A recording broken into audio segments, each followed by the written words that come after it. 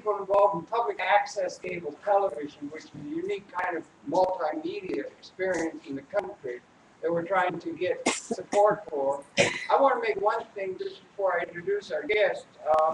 It's a note from our friend Louis Sierra over at MNN. And he asked me to let you know he's will be having a classroom-style audience program next Thursday at 6 p.m. That's July 3rd. I will be discussing all aspects of editing and workflow in the control room to improve your program. Some of you people don't need that, but some of you might need to add some instruction on how all the system works. So I just want to let everybody know, 6 p.m. the 3rd of July, Louis is going to give a class, okay? So we wanted me to announce that, so I've done it, and thank you, Louis, for all your work over at MNN. Happy to introduce the program now with Howard Bloom. And Howard Bloom, in my estimation, I don't know, you can search across the universe or in the real world, including multimedia and so forth, to find somebody who might be more interesting in an autodidactic, multi-disciplinary, comprehensive understanding of the universe, including the evolutionary process and the political process and so forth at the time in which we find ourselves. He's a major intellectual. I don't want to make you blush, Howard, but you're a major intellectual, and he writes like an angel. He has a tremendously well-honed sense of really sophisticated humor that infuses the whole thing. This is one of his most recent books. I'll show it here. It's Howard Bloom. Maybe you can see it. It's Howard Bloom, The God Problem, How a Godless Cosmos Creates, which is something that might seem a little difficult for some people of a spiritual bent and that sort of thing, but that's one of the things we're probably going to have to get over, or at least subsume in terms of what's going to go ahead in the time ahead. So he's a major intellectual, and he's written 4 major books, a number of articles. He's had a lot of presence in television across the world, and he's somewhat, I don't want to hold him up to anything, getting into anything that might be important for him to not put out in the public, but he's involved now in a project that is trying to take the intellectual understandings, system thinkers, people who are thinking patterns, the big patterns, not one problem or one situation you could go into great detail with about dysfunction in all of our institutions and so forth, but big comprehensive patterns from Big Bang to the geopolitical context of the world today. And he's got things to offer in a patterns way of that, and that's going to have to all be put in an autodidactic world of self-educating people to the highest order of intellectual understanding that we can achieve as a criteria and a necessity of the humanity at this particularly crucial, unique moment in the evolution of universal consciousness, in my humble opinion. A major intellectual. It's a privilege and an honor for me to be able to welcome him to the program. He may be showing some things that would be on his computers and images and things. We don't have a very sophisticated system for doing that. He may have that come up on a computer. We ask you to speak up very well because the audio is here. If you ask questions, he will take questions. But all of that said, please give a round welcome to Howard Bloom, a major intellectual of planet Earth. Howard, welcome.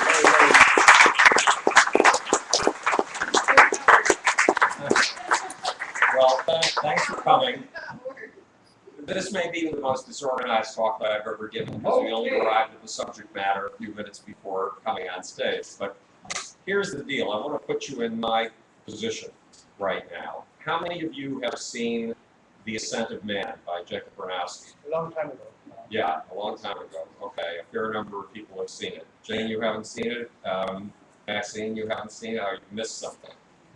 In roughly 1967 to 1970, the BBC and the PBS got this major but relatively unknown thinker, he was not a household name, to do a show in which he told you about the history of humanity and what he anticipated for the future of humanity from a deeply personal point of view. Personal point of view of an intellectual who spent his whole life stewing on these problems. And it was one of the most remarkable, mind-blowing things you have ever seen on television. It was a whole new form of literature, a whole new form of video literature. Then, roughly 10 years later, a BBC executive who was extremely good on camera put together a series called Connections. His name was James Burke. How many people have seen that?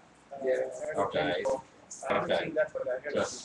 James Burke went so far beyond Jacob Bronowski that it was ridiculous.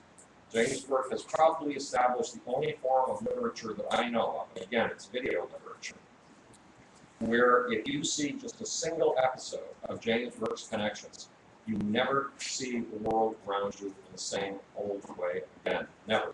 It stays with you as an integral part of the way that you perceive for the rest of your life. And Burke, by the way, it's not just me who says Connections was terrific. Burke was given the money for a second tranche of Connection shows after the first one ran by the BBC and PBS. And the Connections was so successful that when the BBC dropped it after its second tranche, the Discovery Channel gave Burke the money for a third tranche of shows, which never happens in nonfiction television. Okay, so here's the problem that you're up against. There are these two astonishing, stunning pieces of video literature. Burke's had humor, and it gave you elements of, it showed you the integration between history and the stories of the great men that you've heard of in the past, and the technologies of their time, and left you with the question of, did the technologies make the thought process, or did the thought process make the technologies? Your task now, it's many years after Burke. Burke's last series ran probably in the mid-1980s. He did 7 series, by the way, only 2 of which appeared on PBS, but the rest ran on the BBC. Your job is this. If you can do it, how do you top James Burke? How do you top Jacob Bronowski? How do you make a TV series that is so remarkably compelling that people never see the world around them in the same old way again, that they have a totally new scaffold of understanding to which they can attach things the way that you attach Christmas balls to a Christmas tree? How do you give them that new center of understanding? And that's a problem that I'm up against right now.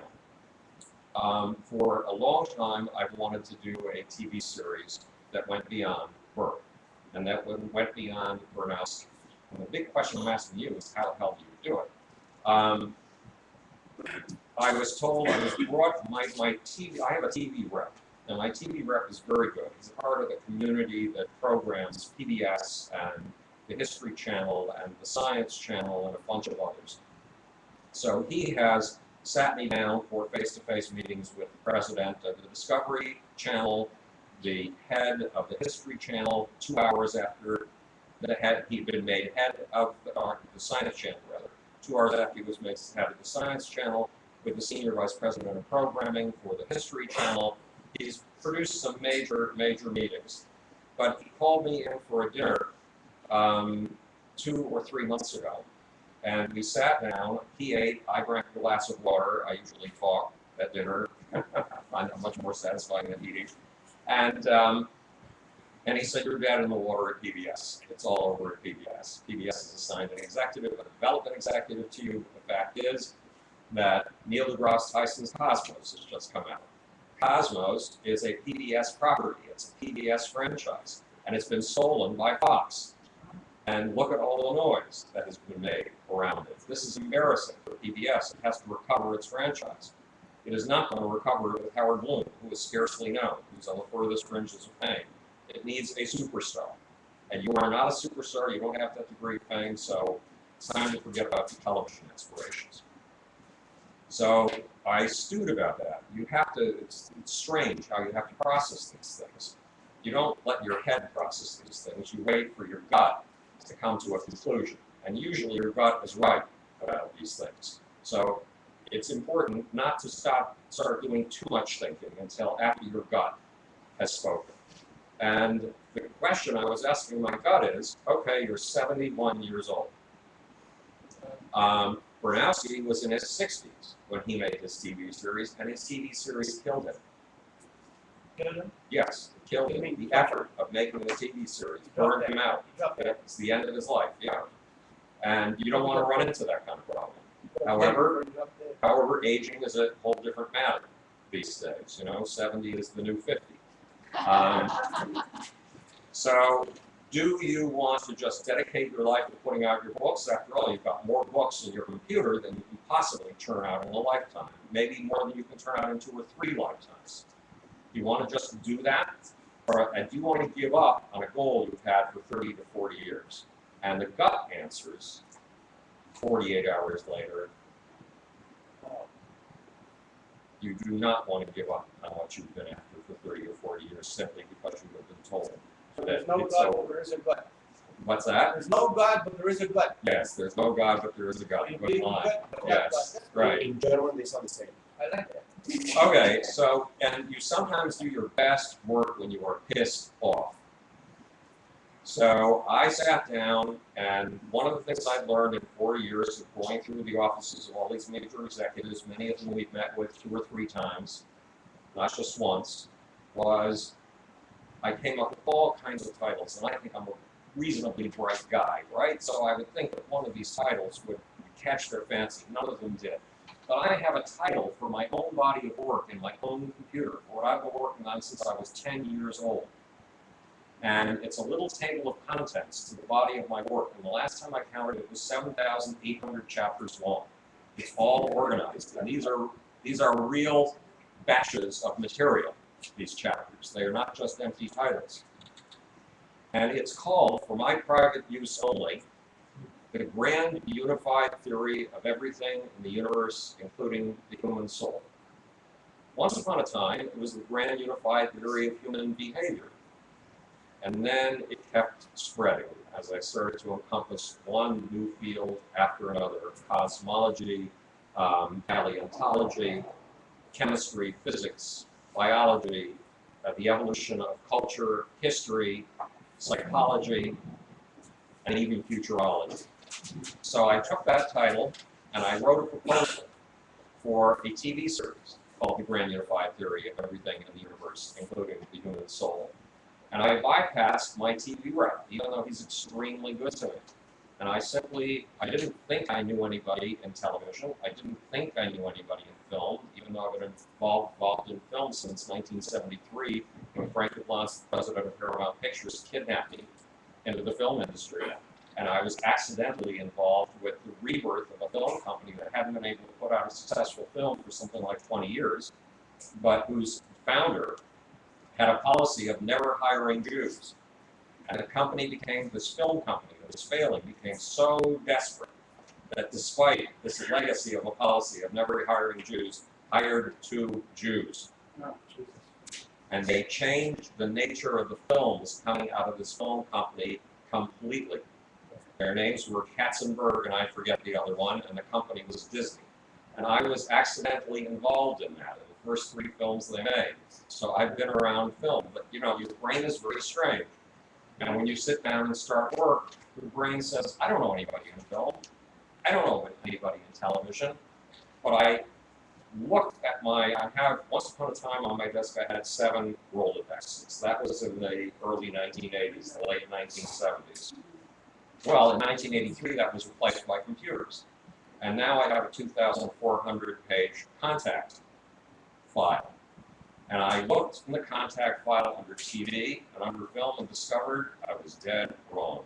I knew an awful lot of people in film and television. So I started sending this proposal out to everybody, just at random, just one after another, after another, after another, after another. And 4 days later, I started getting the responses. And the responses were, remember, I had just been told I'm dead in the water. No more television aspirations. Time to put those to sleep. And the reactions were, I want to shop this. I want to produce this. I want to raise funds for this. And I want to fund this. So we now have a verbal commitment for full funding from a guy who has wanted to fund something with me. He originally wanted to fund something based on my first book, The Lucifer Principle, The Scientific Expedition into the Forces of History. He approached me 7 years ago about funding, producing, and directing a film based on that, and I sidestepped it. didn't seem appropriate at the time. And since then, because his aspirations are film, he went to his dad, who's in the energy industry, and he said, you know, I've been able to raise a lot of money, I've run some successful businesses, but I need to raise lots more if I'm going to do what I want to do in film. How do I do it? And his dad turned him on to something called the Fischer-Tropsch system. Back in the 1940s, Hitler realized he was up against a problem. He was making war. To make war took gasoline. It took gasoline for his airplanes, it took gasoline for his tanks. And Germany did not have gasoline. So Germany was up against a problem. How do you fuel your tanks and your blitzkriegs? And Germany came up with a way of making artificial gasoline. It's the Fischer-Tropsch method. So his dad turned James, my funder, on to the Fischer-Tropsch system, and James now is president of a company that sells the Fischer-Tropsch system. And you know those flares of gas that you see coming off of oil wells and coming off of oil refineries? That's all natural gas that's being burned off as waste. James' process takes that natural gas and turns it into high-quality diesel fuel. James' process also can take garbage and turn it into high-quality diesel fuel. This is where James is getting his money. Any garbage. That's that? Any Yeah, garbage? any garbage. No matter what. So, and no matter what. Germans are clever. James has a bunch of deals pending. And when the first deal goes through, 100,000 of that will go to development money for the grand unified theory of everything in the universe, including the human soul. And James will give us a letter saying that he's good for the rest of the funding. He has a $13 million check he's waiting for. So we'll see. And then I was asked, okay, my TV rep said, if you're going to have money coming in from a funder, you need to have a corporation so that you can establish a corporate bank account so the money can be sitting someplace. And I went to I have an attorney 8 or 9 years ago when somebody handed me a television contract for a Lucid Principle TV series, a series based on my first book. It said that they had the rights to my book, The Lucifer Principle, from here until eternity and everywhere in the universe. And I was a little leery of that contract. The language stung me. And so I tried to find a lawyer who would help me. And I met a lawyer in California on the phone with whom he's a Harvard graduate. He literally wrote the book on entertainment contract law. And we started having conversations that lasted an hour and a half. And after a month of these conversations, I realized something. This guy's time goes for $410 an hour. And I am gobbling up, I'm just eating up his time for nothing. And that's not fair. So I don't know if you've been through this, but periodically you have to try to get the courage to call somebody to say something important that you really don't want to say. And I tried to get the courage to call him to say, Jay, this is not fair. It's not fair of me to take advantage of you this way. We should stop these conversations. But before I could make the phone call, I got a timid phone call from Jay. And Jay said, well, you know what, would you mind if we scheduled one of these conversations on our calendar every week? So I pay my entertainment attorney with a phone conversation a week. And I called my entertainment attorney to talk to him about starting a corporation. And he said, well, you have to know 2 things before you start a corporation. Where are you going to be filming this? And how much is the budget? What size, magnitude of budget are we talking about? And I said, well, I'm an amateur at this, but I estimate it's $12.5 million to $23 million. But again, I'm an amateur at production, even though I've been involved in film for a long, long time. He said, why don't I get an expert on the phone? And he called a guy named Dan Curry. Now, Dan Curry, I met 7 years ago at some space convention where I was giving a few speeches. And Dan Curry is a 7-time Emmy winner who is responsible for the look of Star Trek. So he put Dan Curry on the phone, and I didn't know Dan Curry would remember me.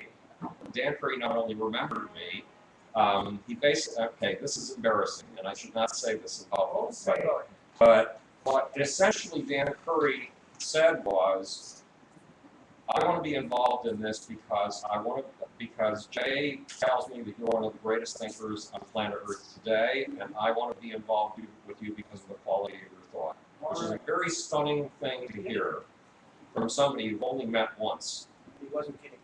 No, he wasn't kidding at all. So he went out to do the research on what the budget would be, and he got the figure on what they used as a budget for Cosmos, Neil deGrasse Tyson's Cosmos, and it's $30 million. So now we're looking at a $30 million figure. We have to put these pieces together. All we have is a verbal commitment, and verbal commitments disappear like ghosts in the night. Especially in LA. Yeah, and we have to, we're going to have to get alternatives in case that verbal commitment doesn't come through. We have to get the research, and I have to get a look for this thing. Because it's the look of a thing that rivets your mind. It's that, the look, that you remember. And I want to do this all with animation and green screen. Green screen means, you all know that because you're in television. In other words, if I'm going to take you to the very first blast of the Big Bang, I want to put you and me in the very center of the Big Bang. And I don't just want it to be the usual picture of an explosion. Because the Big Bang is this astonishing explosion of two qualities or three qualities that simply should not exist. Because there never existed before, and there's no reason for them to exist from nothing, all of a sudden. And those qualities are space, time, and speed.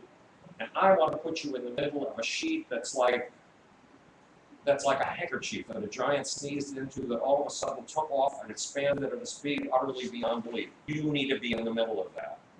And then 10 to the minus 30 seconds of a second later, when that time and space does something that's equally illogical, it simply doesn't fit our rules of logic at all. It is not a thing. There are no things in the universe. There have never been any things in the universe. All there has been is space, time, and speed, and that's surprising and shocking enough all by itself. And all of a sudden, from a sheet of space, time, and speed, precipitating like raindrops from a storm cloud, there come the first things. Now let's be logical. Aristotle will tell you, garbage in, garbage out. Aristotle will tell you, add space, time, and speed to space, time, and speed, and all you will ever get is space, time, and speed. The reason they call this damn stuff we're looking at in the middle of the nothing is because there are no things. And there should never be things if all there is space, time, and speed. And suddenly, whammo, a gazillion of things. Quarks, the very first things. I need to put you in the middle of that fucking blizzard of quarks so you feel it. Because that quark has social laws. We are told that if we imagine social laws in elementary particles, we are being anthropomorphic and unscientific. Fuck that. I'm sorry for my language, but the fact, but the fact is that sociality begins in the first 10 to the minus 30 seconds of the cosmos. It isn't invented by us. Being anthropocentric is a real mistake. These things know who to get together with, these quarks. That's called attraction. They know who to avoid. That's called repulsion. They have a social rule book built into them that tells us exactly who to gang up with and who to flee. So sociality begins in the first instant of the cosmos. The kind of attraction that happens when a male is attracted to a female isn't unique to males and females. It isn't unique to the sexual universe that only started 1 billion years ago when sex first began. It starts in the very first blast of the Big Bang, when some things gang up in three, and then another impossible thing happens. Something Aristotle will tell you cannot possibly be. These quarks gang up in groups of 3. Okay, garbage in, garbage out. Take 3 quarks and put them together, and what should you get? 3 times, yeah, there's much quark to them, right? 3 quarks, that's all you get. Be logical here, and that's not what you get. What you get is a bloody fucking miracle.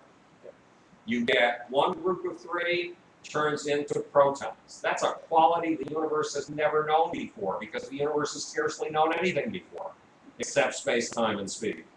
And the other threesome becomes neutrons, radically different properties. And then screw anthropomorphism. Neutrons are social. They are so profoundly social. They are social in a way that relates to the healing that we've been discussing with some of the guys in this room with apoptotic qualities. If a neutron doesn't gang up with a proton, in 10.6 minutes, it is dead. It is dead. It blasts apart. It becomes a proton and a couple of tiny little particles. So there is a social imperative in this universe. Get together, team up from the very beginning. And I need to put you in the middle of this. And I need to show you how the rules, the simple patterns evolve at the very beginning of the universe that determine the rest of our lives, that determine who we are as human beings. So you see, if you are a child of the Big Bang, I usually do this by starting with a little demonstration. Try something. Try putting your finger through your palm. All right, tell me something. Did it go through? Not yet. No, it didn't go through. Okay. Are you less than 100 years old? Not sure. Yes. Yes. Yeah. Not I mean, even us old guys are less than 100 Barely. years old. Barely, right. You're getting there. The fact is this stuff that kept your finger from going through you? You're damn certain it's you. If I cut off your hand, you're going to notice it. That's you. Now, how old is that stuff? That's been going on since the Big Bang. That's right. It was born in the first blast of the Big Bang. It's protons. So you are a child of the Big Bang. It's been recycled. Yes, and that means you are a cousin of stars, you are a cousin of stones, you are a cousin of oceans. You are a cousin of every catastrophe that has ever existed in this universe and every creative thing that has ever happened. And I just showed you the first 10 to the minus 30 seconds in the universe, and the creative things that happened were fucking material miracles. They utterly defy the laws of logic. What does that mean? Should our logic change, or should the universe change? It's our logic that has to change. The logic we've been using for 2,300 years since Aristotle is wrong. It doesn't fit this universe. These are the kinds of messages I need to get across. And I need to get them across with visuals so stunning that you are in the middle of every blast, bang, and conjugation. So right now I am looking at surrealistic, I love surrealistic, odd, whimsical, but underlyingly optimistic illustrators and animators. Not Frank Frazetta, that's fantastic. Do you know Frank Frazetta's work? For, what is it? Conan the Barbarian. The Conan the Barbarian covers and a bunch of things like that. At any rate, I need to find a visual style. So I'm going through illustrator after illustrator after illustrator right now, looking for a visual style. And there's another little dream here. And back in the year 2000, when I was still stuck in bed with chronic fatigue syndrome, I was stuck in bed for 15 years, and for 5 years I was too weak to speak. And while I was stuck in bed and too weak to speak, I founded 2 international scientific groups and wrote 3 books, thanks to the brilliance of the computer. If the computer were here, I would have been gone from this planet 20 years ago. But in 2000, I wanted to create a wraparound experience like the light shows of the 1960s, Fillmore and Josh White, those things that surrounded you on the ceiling, on the walls, on the floor. They were everything. You were immersed in them. And I wanted to create a total immersion experience, taking you through the story, from the Big Bang to what's happening in your brain while we're having this conversation. And I still want to do that. And one of the things that I've heard, there are a bunch of projects in the works. It isn't just the grand unified theory of everything in the universe, including the human soul. A year and a half ago, I let Buzz Aldrin kidnap me into the space community. Actually, Buzz Aldrin did it, a program director for the National Science Foundation, several people, one person from NASA, a whole bunch of people basically kidnapped me into the space community. And I let them kidnap me into the space movement because not only was space one of my starting points in science when I was 10 years old, but there's something more. America is suffering a vision crisis. It has no vision of its future. A nation, a civilization, a society needs a vision of a future that it imagines to be a paradise right over the horizon that it can reach with sufficient, diligent, creative effort. And it needs a vision of a paradise that will lift all of mankind in some way. We do not have that. We've had that amputated from us by Marxism in roughly 1848. And ever since then, we've had only the darkest vision of what we are. We've had dystopian visions of what we are. That's bullshit.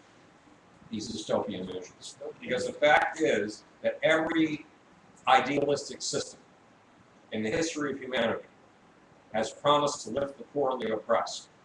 And only one system has ever done it, the Western system.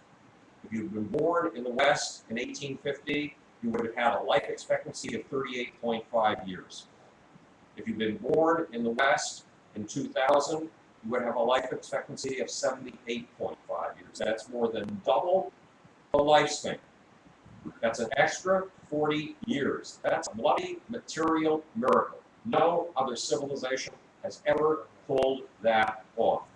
If you were the poorest paid worker in London in 2000, you would have earned what an entire tenementful of the poorest paid workers earned in London in 1850. If you were given In buying terms. in buying terms, Okay, is that not even counting the fact that no one in England in 1850 could buy an iPad, a cell phone, a television set, or any of these things that are normal today. If you took a Stanford-Binet IQ test from 1900, when the Stanford-Binet test was introduced, and you gave it to an average bunch of dummies, you know, all those kids who were told are shallow, they're dumbed down by Facebook and Twitter, any high school you choose, anywhere in New York City or outside of New York City, anywhere in the West, the kids would average an IQ of marginal genius, 135. In other words, the Western system has added 35 points to the average IQ, and we don't know it. Plus, in 1850, there was an incredibly rich, incredibly powerful techno geek. And he was so rich and powerful that he was able to summon the architects of his time, ask them to produce a next generation building, a building so far beyond the horizon of 1850 that it would make people's jaws drop. And his architects came up with old, stilted, cliched plans, and he basically told them to go do something to themselves. And he designed the building himself. And it was all glass with just slender elements of this new kind of steel. It was called the Crystal Palace. Oh, And he had the greatest high technology gadgets of his time shipped in from all over the world, from Russia, from China, from South America, from all over Europe. It was called the Great Exposition of 1851. This is a guy who could buy anything. His wife was very powerful. I'll tell you why in a second. He came down with a stomach ailment at the age of 42. The antibiotic that would be given to a homeless person who is brought into an emergency room today didn't exist. And he died at the age of 42. A homeless person today can live to the age of 78 and have technologies that were not available to this guy. That's the miracle of Western civilization. The guy's name was Prince Albert, his wife's name was Queen Victoria. So you and I have powers today that Prince Albert could never have achieved. Never. And that's the power of Western civilization. And if we don't have a dream of a future, if we don't understand that our grandparents and our great-grandparents gave us an extra 40 years of life, an extra 35 points on our IQ, an income 7 times the size of the income we would have had 150 years ago, and a life so infinitely richer in its powers and its choices than anything our grandparents could possibly have imagined, if they gave that to us, what do we owe to kids 2 generations and 3 generations down the line? At least an extra 40 points on the IQ, at least an extra 40 years of life, at least another septupling of what you can buy and the quality of choices and powers you can achieve. Because when you have a cell phone, you have the ability to project your voice over 10,000 miles while walking down the street and to be able to hear somebody 10,000 miles away.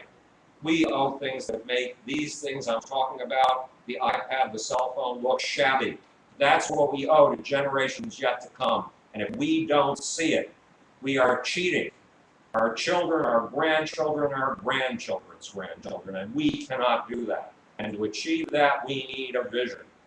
So after 7 years of being involved in the space industry and asking them to give me a vision I could sell and not getting it, I sat down and I wrote it. It's a visual manifesto. It's 100 pictures and only 3,000 words. And it's called Garden the Solar System, Green the Galaxy. What's it called? Garden the Solar System, Garden. green the galaxy. Take every piece of bald stone in the sky that is polluted with poisons and do what we did to this planet that was a bald stone polluted with poisons. We took those poisons and we harnessed them and we turned them into gardens. That's what we, life, did. It was impossible, it was ridiculous, and we did it. And having done it once, it's our job to do it again and again and again and again and again. But we can only do it if we see it. So I wrote the visual manifesto. I was at a dinner in California. I mentioned it, people wanted to see it. I dragged out my computer, I showed it to them, and one of the women in the room said, when you walk out of this room, you have to tell people you have a development deal with Vortex Immersion Media for your project, Garden the Solar System, Green the Galaxy. Now, what is Vortex Immersion Media?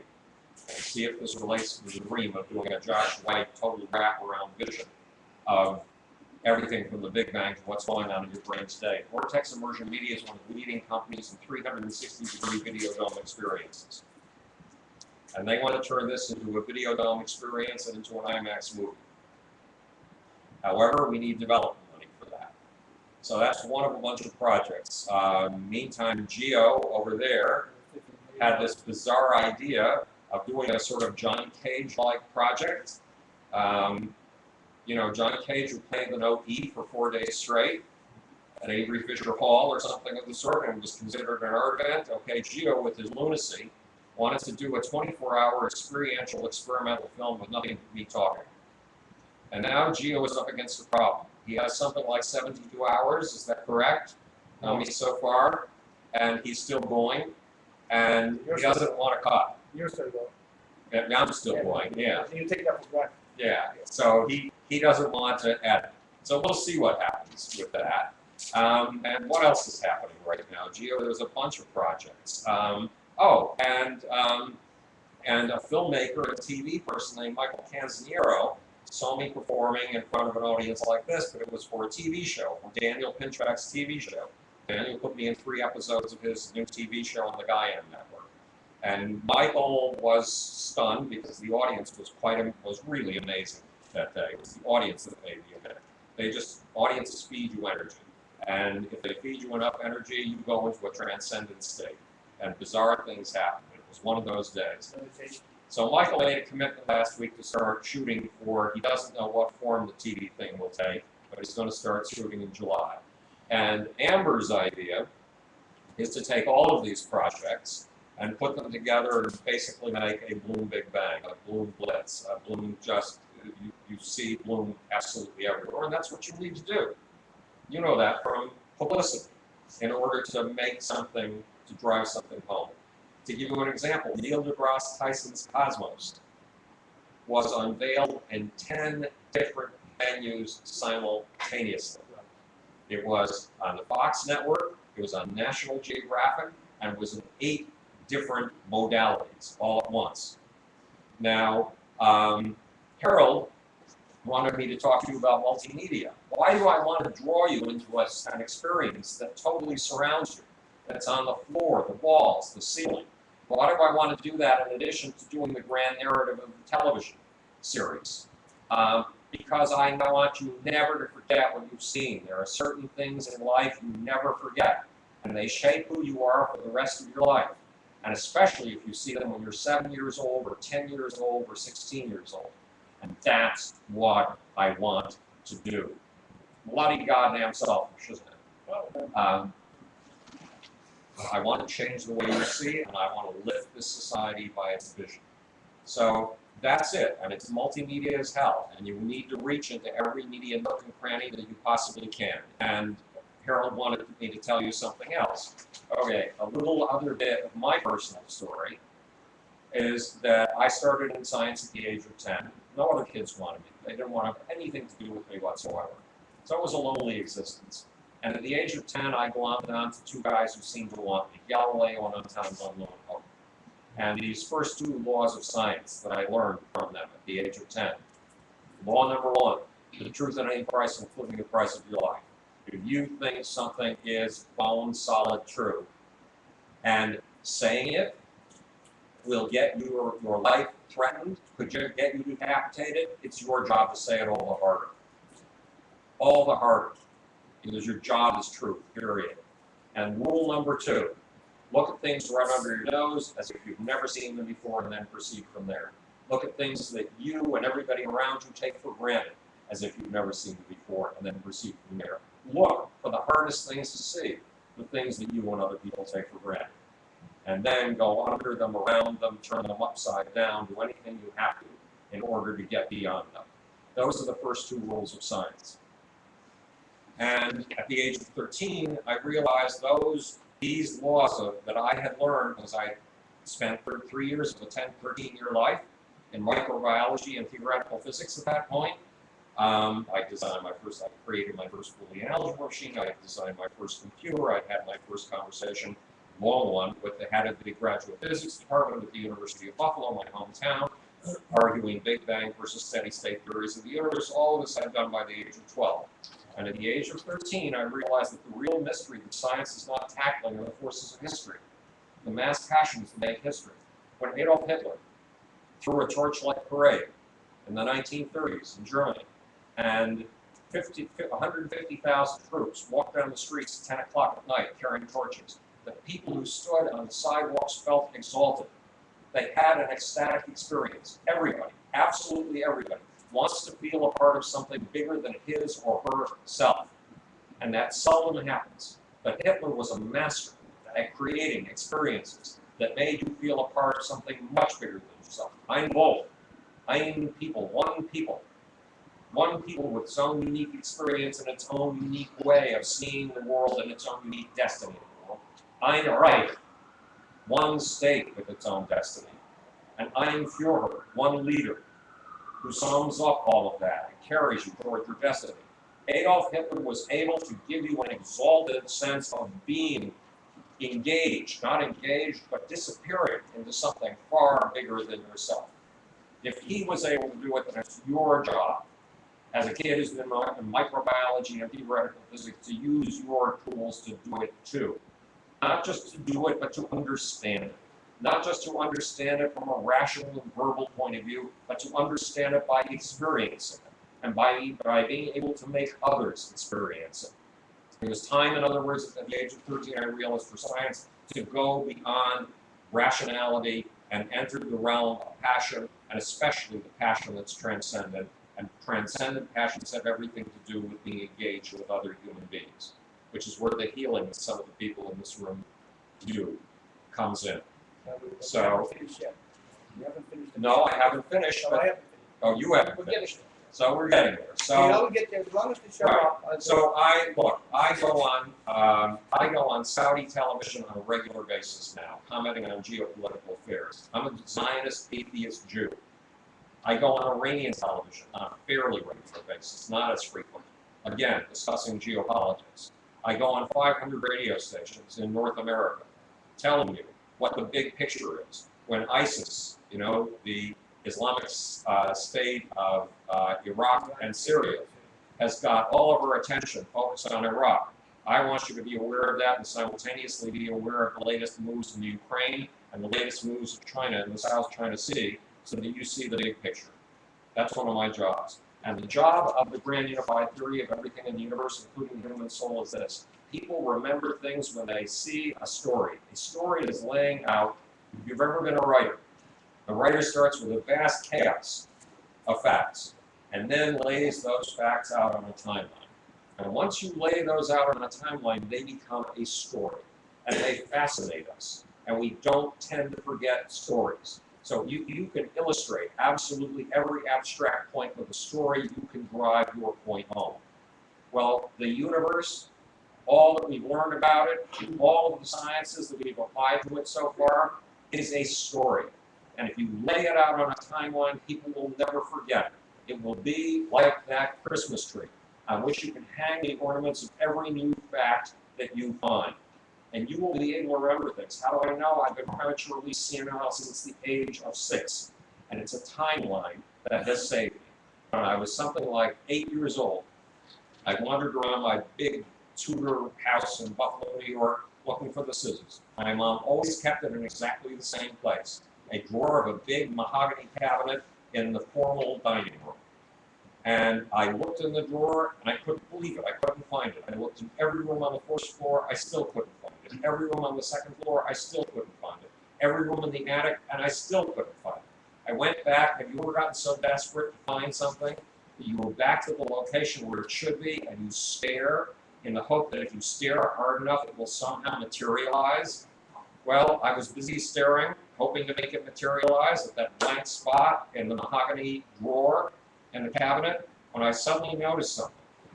My left hand. The scissors had been on my left hand the whole time. So I've been prematurely senile since the age of something like 6. Was it the same scissors? No, now I have a different scissors. But the point is that when I was in college and was being blizzarded with facts about English literature and mathematics and physics and biology and history and couldn't make sense of them, I took 4 pieces of paper, Scotch taped them together, and started a timeline. And all of a sudden, putting these things on the same timeline not only made sense of them, it showed me the relationship between them. And the relationships were staggering.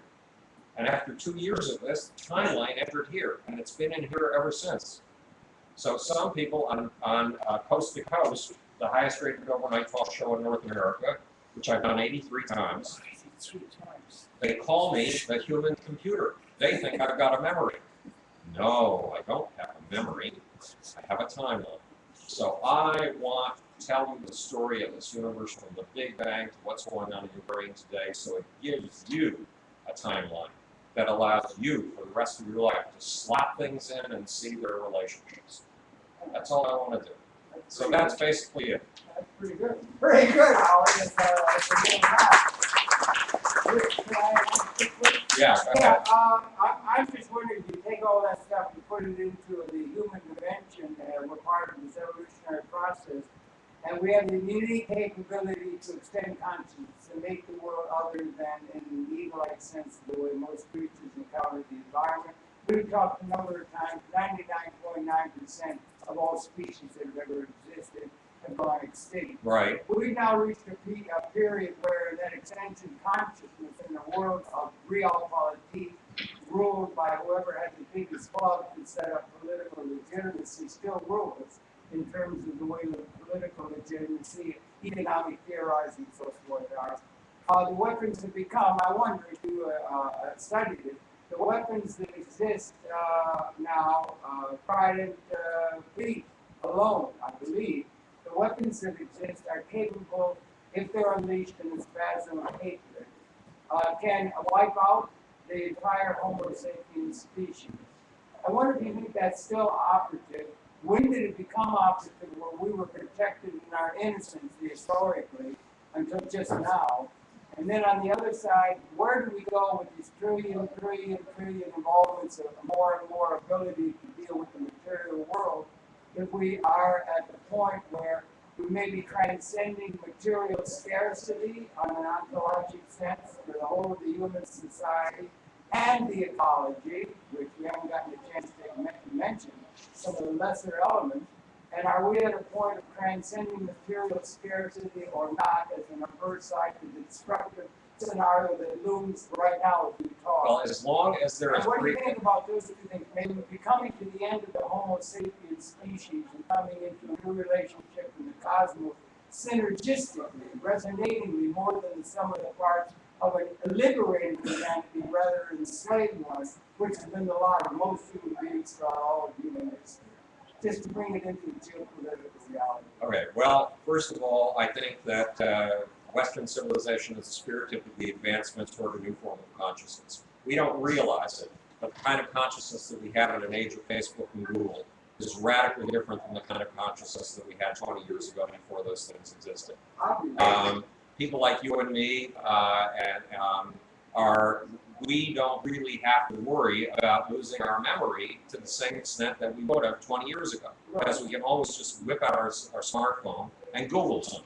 Yeah. It's and amazing. It's going exponential, yeah. Yeah, But exactly. do you think we're going to maybe make a mistake and blow the whole thing up and entropy like 99.9%? I think that vision We is don't have vision of some transcendent, not Homo sapiens Right. experience, not another quantitative change along a period, but a qualitative. well, we coming to the end of the Homo we sapiens. have no. I don't think we're coming to the end of You know, I Homo think we sapiens. are. I think we're coming to the very beginning of Homo sapiens. Oh, and Homo sapiens sapiens. Yeah, But right. a new level of species in the universe is coming, and what's emerging now is a synergistic liberated humanity. Well, rather than Harold, enslaved. let's get serious here. The fact is that we've discovered a whole new form of evolution.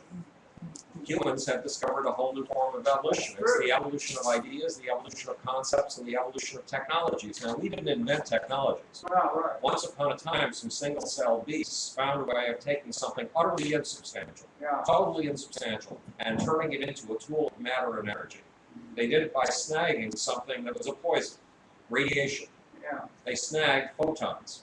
They snagged photons and they inserted them into the atomic process. And in the process, they created what's called photosynthesis. So they took light.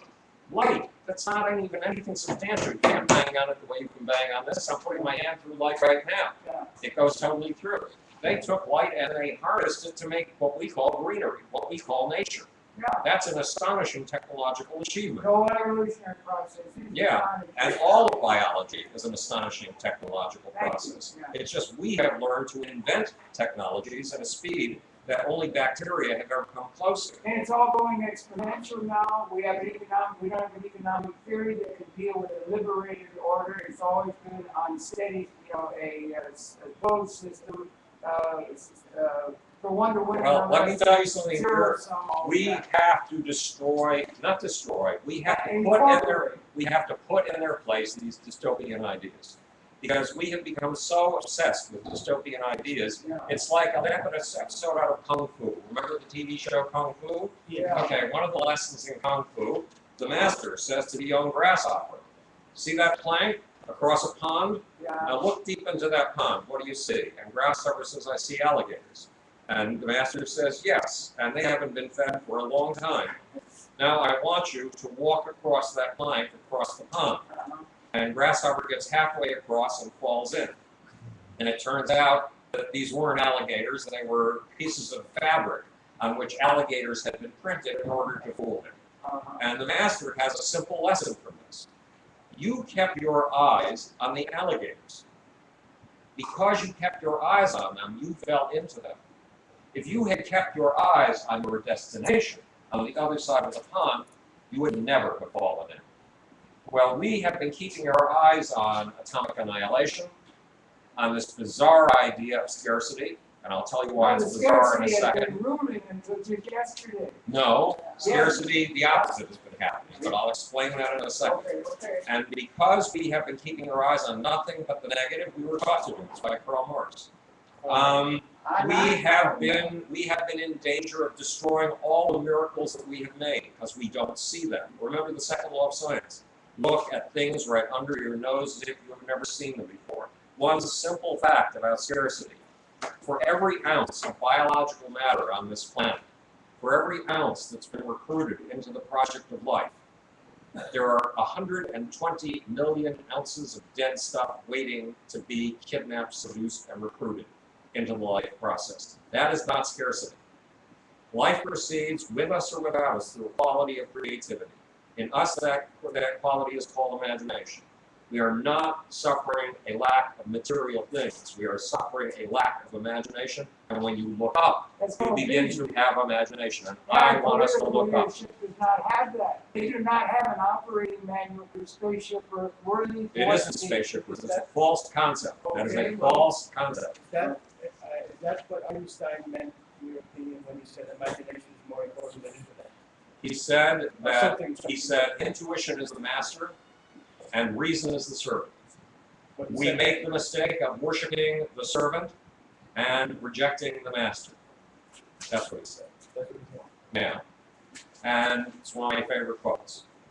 But we have to get away from this scarcity factor Well, because we are making an artificial scarcity that doesn't exist. We live in an abundance that's beyond anything that humans have ever seen. you think that we always have, since 200,000 years, we lived in an abundant capacity, and there's not anything new about the emerging. Once we invented stone tools, all kinds of new things came open to us, and that Very was slowly. 2.5 million years ago. Yeah. Then we had kidnapped. We kidnapped, seduced, recruited a disaster. If we had seen it as a disaster, if we had seen it in dystopian terms, we would have stayed away from it. But we didn't. We plunged into it and took it as our own. And it was called fire. And once we were able to use fire, there were mountain gorillas. They were studied by Diane Fossey. Mountain gorillas are basically like Franklin stoves with legs. Yeah. They can barely go anywhere because they need a huge gut. They eat raw leaves. It is an immensely difficult process for raw leaves, and it takes a lot of bacterial companions living in your gut to do it. So they need an enormous gut, and they are not very mobile. When humans invented cooking, they invented a way of doing half the digestive process outside the body. Right. And they did this by kidnapping a catastrophe, fire, which we have taken for granted ever since. This catastrophe in our hands we take for granted. And we use it in our automobile engines.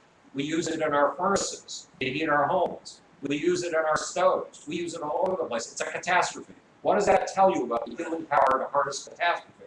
Every catastrophe we see is a power source waiting to be grabbed and So harnessed. the catastrophe meant that they were scared of it and was discovered. Is that what you mean by? What's that? The catastrophe was when the human discovered the fire, he got scared of it. It seemed like a bad thing. Well, it burned up entire forests. It can burn up the grasslands in which you live. It can catch you before you can get out. Okay. It was really dangerous stuff. Very dangerous. So the first experience of it was danger. Yeah. Once upon a time, here's a very important lesson on scarcity and why the idea of scarcity is dead wrong.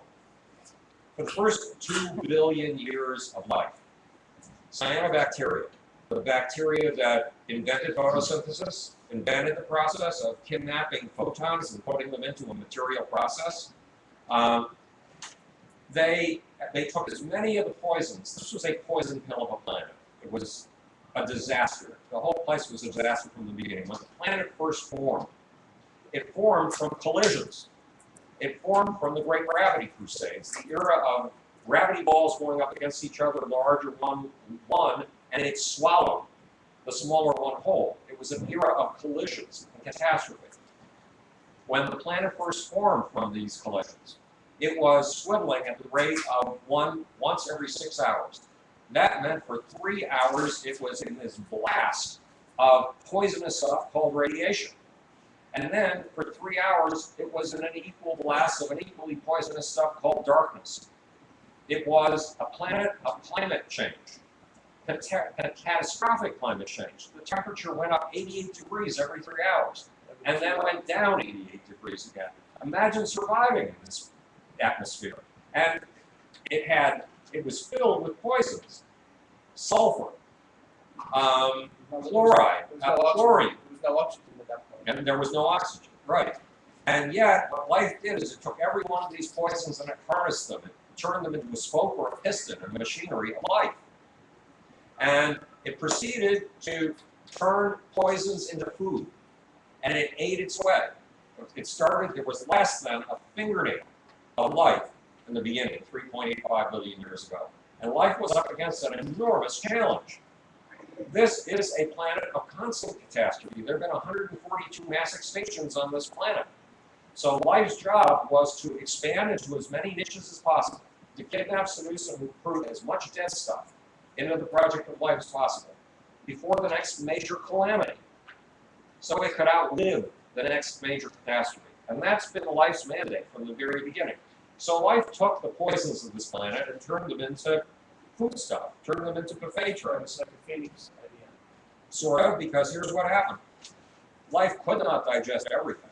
So it took the stuff that it had learned how to harness, and then it farted out the stuff that it hadn't learned how to harness yet. And the stuff it hadn't learned to harness was poisonous to it. That's one of the reasons it got rid of it. Now look, a bacterial colony of 7 trillion individuals could fit under a palm, and it's so thin you can't see it. 7 trillion individuals. That's more individuals in a single bacterial colony, a single information processing colony, than all the humans who have ever lived on the face of planet Earth. Are they there But now, it's or they just could be there?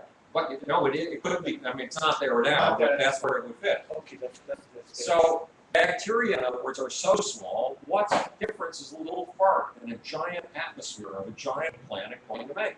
And for 2 billion years, these cyanobacteria got away with farting. But eventually, the farts built up. Eventually, they became what we call a toxic pollutant. And that toxic pollutant was so corrosive, so destructive, that it seemed there was no way life could survive. Well, some tiny little bacteria did pull off the trick of learning how to harness this poison and turning it into a pleasure. And larger bacteria ate the little bacteria and basically made a deal with them. Hey, you know, if I'm the big bacteria, the deal goes, you're the little bacteria, the deal goes like this. I'll give you a home. I'll feed you exactly what you like the most. I will take care of protecting you. You just do what you do. Take that poison, turn it into an energy source for you. Sound like a reasonable deal? You know, I'm going to take care of everything. I'll even take care of some of your reproductive chores. That was a deal that large bacteria made with small bacteria. Lynn Margulis is the biologist responsible for this. She was Carl Sagan's first wife. And she died last year at the age of 72. We will all outlive her, hopefully. But one way or the other, that was the deal. The little tiny things, today we call them mitochondria. We call them the energy factories in your cells. And do you know what the poison was? The poison, which a person using the philosophy that Harold has been giving us would have regarded as scarcity or disaster. And saying we need to go backwards because look what we've done. We poisoned the atmosphere. Hardly, you're really But let me finish. Let me finish. It's all right, go ahead. Okay. And the name of that poison was, are you ready? You may have heard of it. Oxygen. Right. Yeah, well, we know this. So that's what life is here to do. It is here to take poisons and catastrophes and turn them into opportunities. It is here to take absolute devastating wastelands and turn them into wonderlands. Life has done that with us or without us. Now, we, with our brains and with our imaginations, is our job to look backwards and say, oh my God, look what we've done. We need to go backwards. We're looking forward to what is here now and only in our lifetime. We do. I asked you a question. Do we have weapons? Yeah. If they're unleashed, we have reapplied outdated institutions from history that has all kinds of dysfunction we see everywhere in terms of liberating the human society, dysfunctions, corrupt our institutions. Or if we have an unleashing of the weapons, and it seems to be from modeling, we can now know, only since about 1970, even 62, with the Cuban Missile, there were a few straggling survivors. Came close, really close. And that we now can say every single human being that they were unleashed, Black Ops, German, they got things that are going on beyond just hydrogen that Trident submarines could do it almost, could destroy every single human being. Do you think that's true? If that is true, that's something new, and there ought to be something on another vector. There might be something like what the Amontes and Kurzweil and other people are talking about, that they're becoming more haves all the time on a system scale for everybody. Well, the haves and have-not is a totally different issue. Let me confront this issue. First of all, I think that this vision, every vision is appropriate in its place. This vision has been wildly out of its place. This vision has been too all-encompassing and has trapped us. And has trapped us. Species lethal has trapped us. Right. I don't believe in species The species. Okay, a couple of things to recognize. One thing I didn't mention about Western civilization is this. If you were born into an indigenous tribe, one of those tribes who are lauded for their peace and living in harmony with nature, your odds of dying a violent death at the hands of a fellow human being are 9 times what your odds are of dying a violent death in the hands of another human being in Western society today. In other words, the factor of peace has gone up, or peace has gone up by a factor of 9. So we have been increasing. Not in the war context, I don't think. Yes, that includes World War I and World War II. It includes all the wars that we've had. Well, the point- And if we don't see that, Harold, and if we don't trumpet it as much as we trumpet Well, the you're- possibility you're for gonna nuclear chance catastrophe, Power, we're going Yeah. to the vector, the thing, it's a factual error, a factual point. yeah, Can we, do we have the ability, finally, after 200,000 years of destroying our species at our own hand, is there another vector that is being we celebrated? are doing it already. No, it's, If we have increased the factor of peace by a factor of 9, we're onto something, but we don't know it. And if we don't know it and don't identify it and don't verbalize it and then don't expand it, we're committing a sin. well, what is it on that other vector that makes a difference in human affairs that might make a different kind of scenario than the one that would do it? It's called Western civilization, and it's called the infrastructure of As habits, opposed to Eastern civilization? as opposed to ISIS. If they get their hands on nuclear weapons, then all of your dreams will come true. All Well, of your nightmares. those are not the dreams. The dreams are that we are coming to a point of transcending material scarcity. We've It done it. has never been the case in human history where you had more haves or ability to have the full realization of your genetic given as there is the possibility now because of the technology. It's a new reality on a positive vector that's never mentioned. Well, It can't be mentioned. It obviates all economic theory. no, I Economics don't agree. is I don't agree. Is the allocation Yeah. of scarce resources. You'll never see anyone talk about how are you going to deal with a situation where you have more haves, everybody is a have, including the ecology, which is now within reach, is equally significant, and it ought to be mentioned as a meaningful reality in terms of the evolution of Well, this Peter planet. Diamandis, who you admire and whose book Abundance you like, Yeah, Peter Diamandis is trying to focus us on how we produce abundance, because we've been doing it. In 1850, approximately, that may have the year off by 50 years, but there were only 1 billion people on planet I Earth. know. In our generation, since you and I were born, over 2 billion people, twice that population of Earth in 1850, have been lifted out of poverty. I'm aware, everybody's aware. That's us, but you've still got a world that is not universal. They don't have a vision of having people en masse being able to be in a state of liberation that they've never, it's always been a few people on the hill with all the power and all that, and people are else like serfs. And it still holds in the geopolitical reality. We need to have a vision of liberating everybody and the ecology. Our political and intellectual But leadership Harold, doesn't present we'll get to you in just a second, All but right, I everybody- just want to say that we're sitting in a room Yeah, of people, all of whom are liberated and none of whom are serfs. Yes, we do have institutions like the justice system that you're going through, and a couple of other people in this room are going through, that are radically unjust. Yes, we do need to criticize these things and improve these things dramatically, really dramatically. But the fact is, we are living in abundance, and we've lived in abundance all our lives. I know. And there are poor people, but even the poor people, today we rate poor people as poor, even though they have a television set, True enough. even though they have a car. All right. And these are miracles. These Okay, are things that's a realization that we're moving in the right direction. Right. But it is making a change from the historical condition of 200,000 years of evolution. It's making a change, a qualitative change, that you seem to be just Pollyannish. Oh no, those Wait, qualitative there's no chance in Yeah. that we're going to destroy everything in Yeah. our ignorance and lack of Oh, vision. I'm not saying there's no chance we're going to destroy things, but again, if you go to my book, The Genius of the Beast, A Radical Revision of Capitalism, it says the Western system. I've been talking about the miracles the Western system has pulled off. What do I mean by the Western system? The Western system was a balancing act between 3 elements, and those elements are government, private industry, and the protest industry. The protest industry has been around since approximately 1760, since the very beginning of the Industrial Revolution. It started as the anti-slavery movement, which seems to have been powered largely by the children of people who made their money off of the slave trade. Bless them for raising up their voices and rebelling against what they were raised into.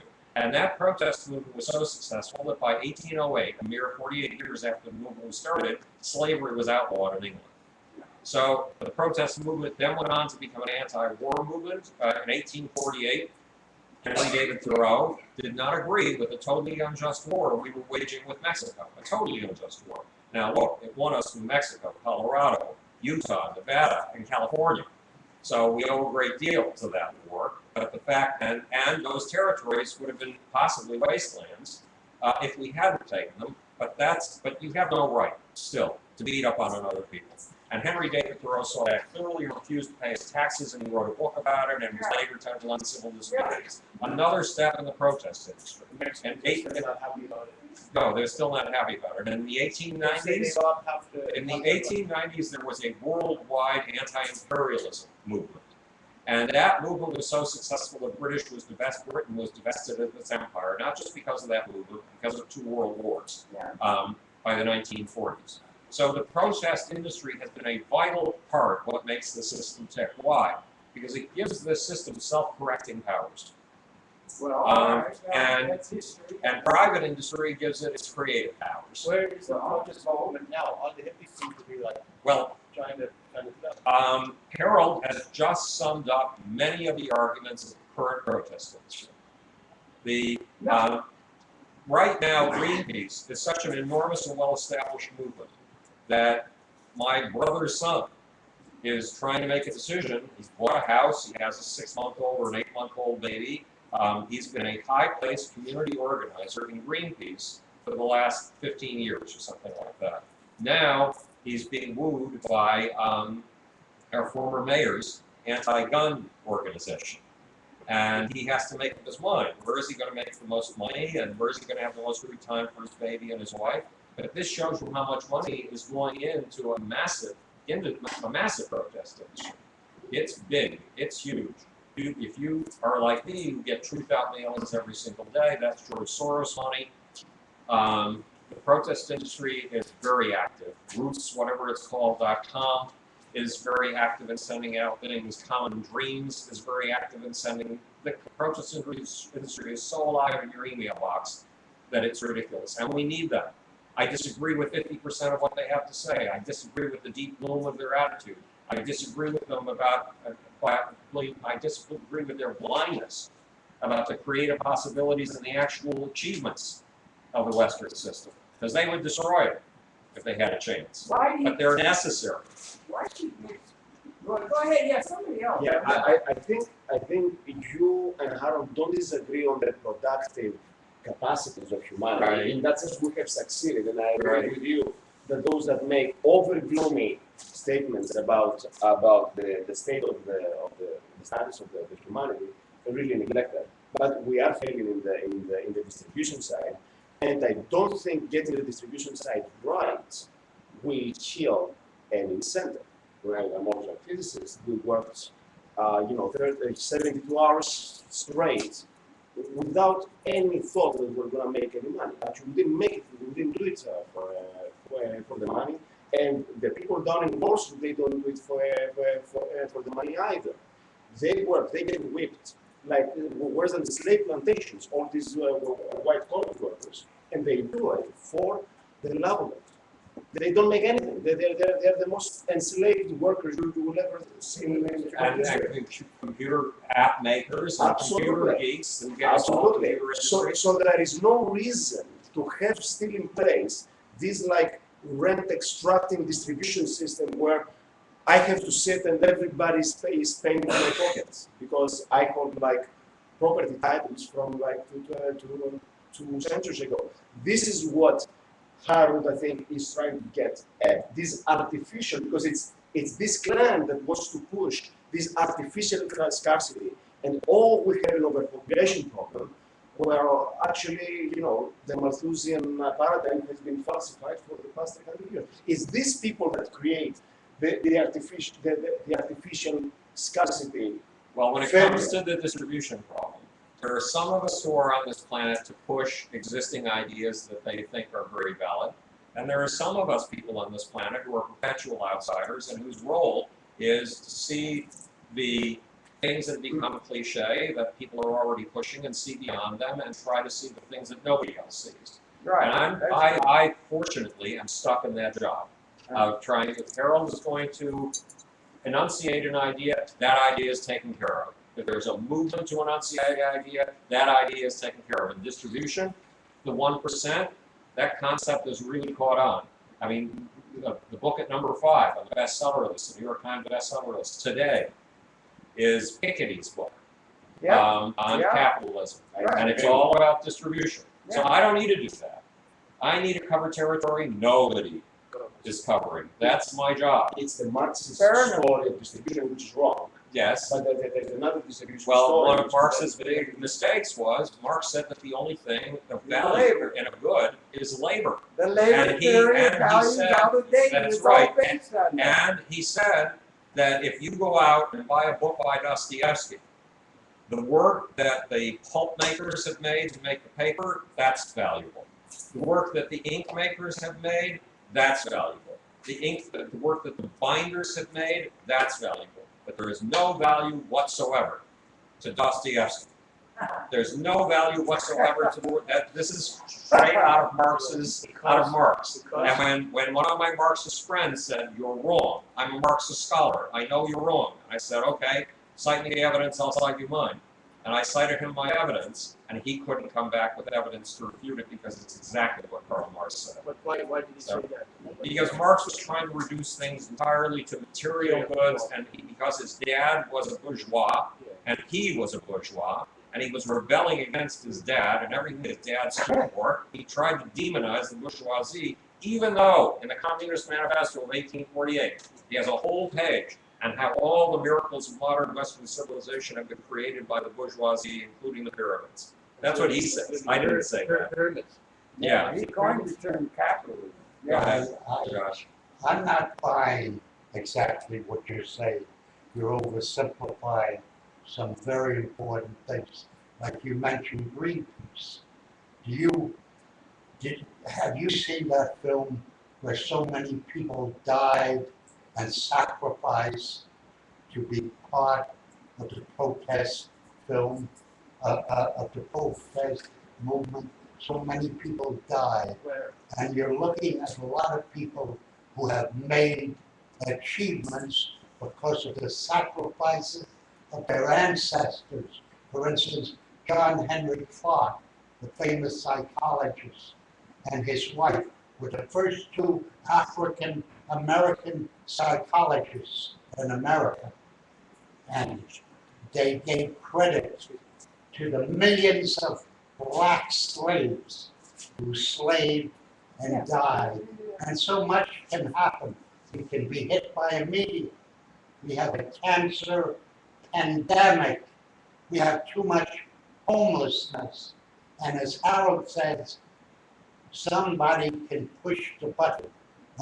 And this 3 Mile Island, that's 30 miles away, if that explodes, we have no way to evacuate the city.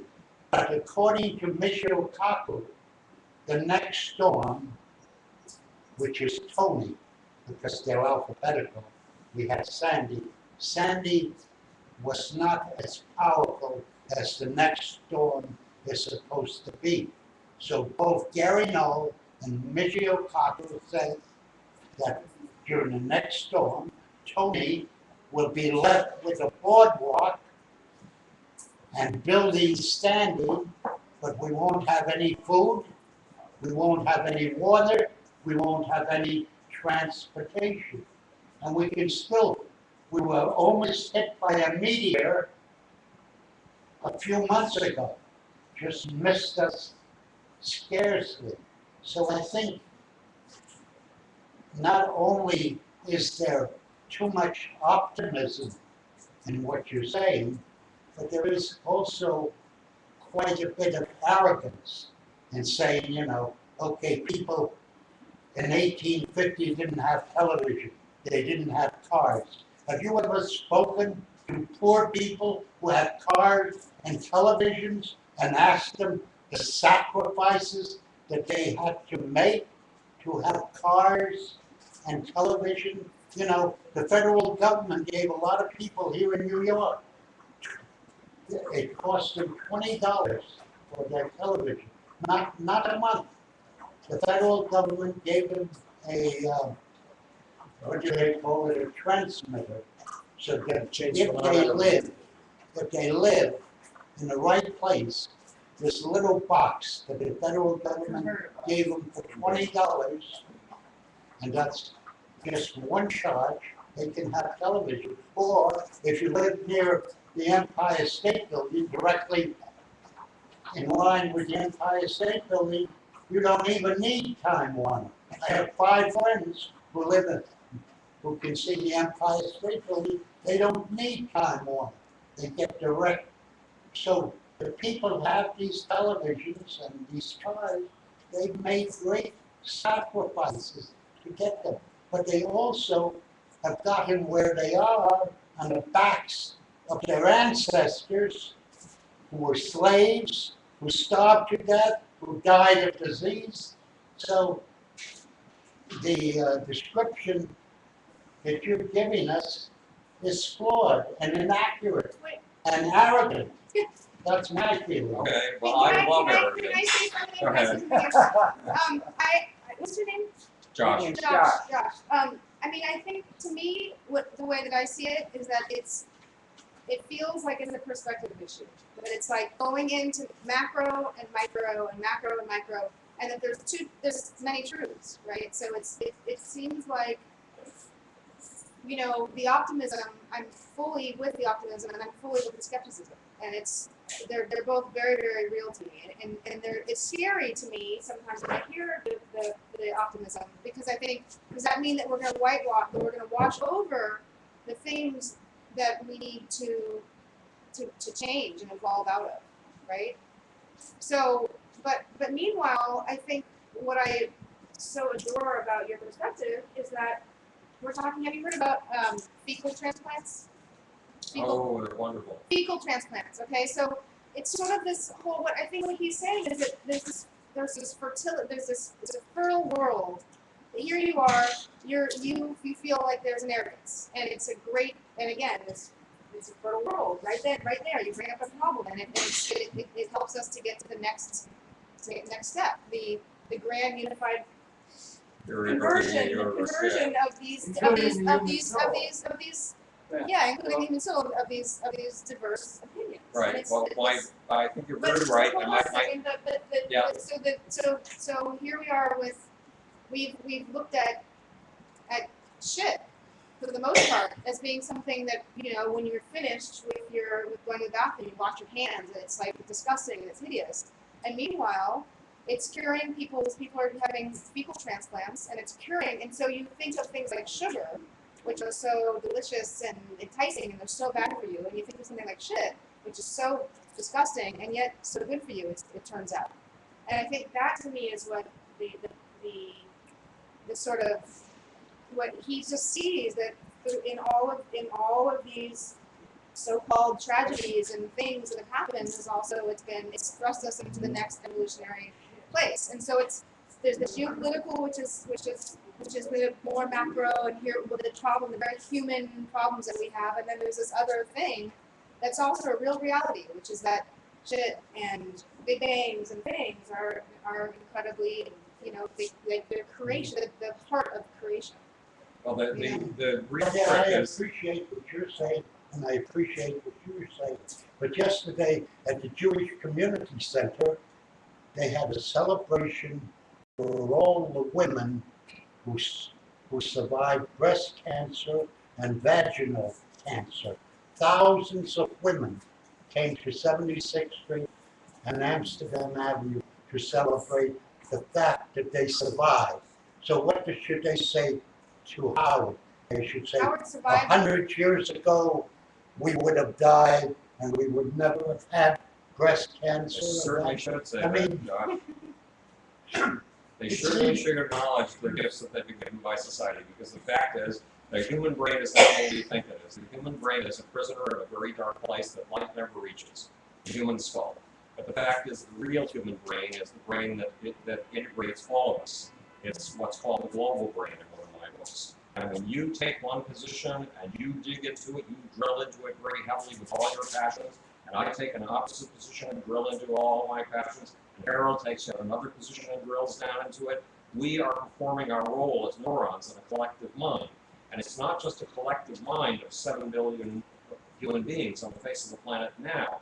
It's a collective mind that goes back 2.5 million years in time to those first ancestors who fashioned the first stone tools to the first ancestors who invented speech, who invented sentences and words like a and the and that. We have this vast legacy that comes from million upon million of our fellow human beings going all the way back to the beginning of humanity. And it's that is the apparatus with which we think, and it needs you to follow a point of view that's different from mine. And it needs me to follow a point of view that you never thought of. And it needs Harold to follow his point of view. Because between us, we make a collective intelligence, a brain. And the brilliance of the Western system is, And it's called balance. yes, that it harvests the damn capitalists in Wall Street who are trying to fund the next great Google. And it nourishes people like you and me. Look, I've been involved in protest movements since I was 16 years old. I was involved with the Black United Fund, the United Negro College Fund. I helped establish Farm Aid in the United Farm Aid period, and I helped establish Amnesty International's base in the United States. So I've committed myself to a life of social action. But I'm giving you the optimistic side because nobody else is going to do it, Josh. And it's my job to do what nobody else is going to do for you. My job is to work on your behalf, period. It's counterintuitive. It's a counter. Oftentimes, I think the most counterintuitive thing is the thing, you know, and especially since we've been socialized in a very specific way, and I think we need to evolve out of a lot of that stuff. It has a lot to do with what you're projecting and believing that that's, you know, and that has power. Right. So I'm trying to add to your mind a point of view that you wouldn't have. Because these other points of view are easy to come by. They're common in society. Maxine? But not to belittle it. Maxine's got something to say. We're a counter race. Right. Maxine has something to say. Yeah.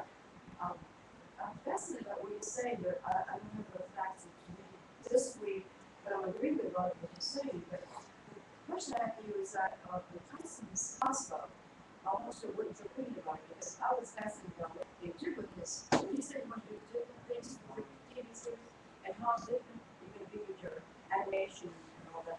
Well, I learned more facts about the University of you than I did in Tyson. Yes. But of course I'm biased. When I look at Neil deGrasse Tyson's thing, Tyson and I exchange emails periodically. We're sort of contemporaries. He's probably 20 years younger than I am. But so he's a competitor, so I don't see him through an unbiased lens. But what I do see is he doesn't tell you the story of the cosmos. He doesn't give you that chronological saga from the Big Bang to today. He gives you bits and fragments. Plus, he gives you the findings of science as established fact. And the job of science is not just to establish new facts. It is to constantly be open to astonishment, awe, and wonder. And I want to show you these things from a point of view that makes you go, oh my God, and get you thinking of new ways to think. Spoon is not a spoon. He's a conformist. You have new open and new insights and new. Yeah, he is a conformist, and so he will sum up the consensus point of view in science.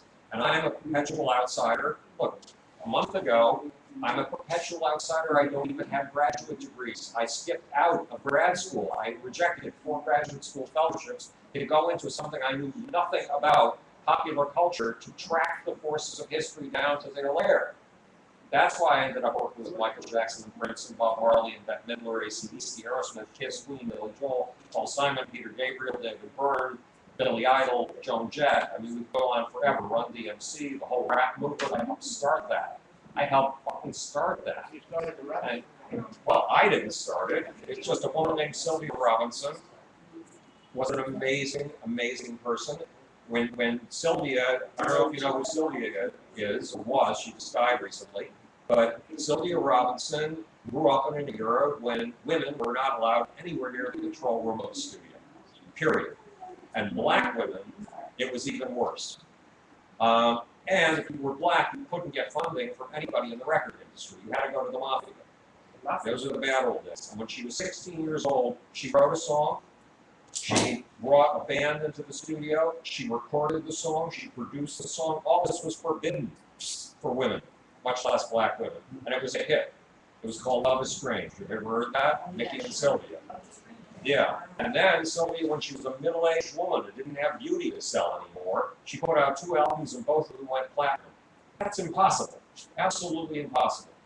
And Sylvia came to me. She had a Rolls Royce limo, drive her to my office on 55th Street, between Lexington Avenue and 3rd Street, or 3rd Avenue. And she came up to my office, and she said, I found this music in the South Bronx, and I found it really amazing. So I went back to my studio in New Jersey, and I got a studio group together, and I recorded a song in their style and put it out on something that was impossible, a 12-inch single. It was one of the first 12-inch singles. And it was called Rapper's Delight. And because it was a huge hit, she went back to the South Bronx and found a genuine group instead of one she made up in her studio. It was called Grandmaster Flash and the Furious Five.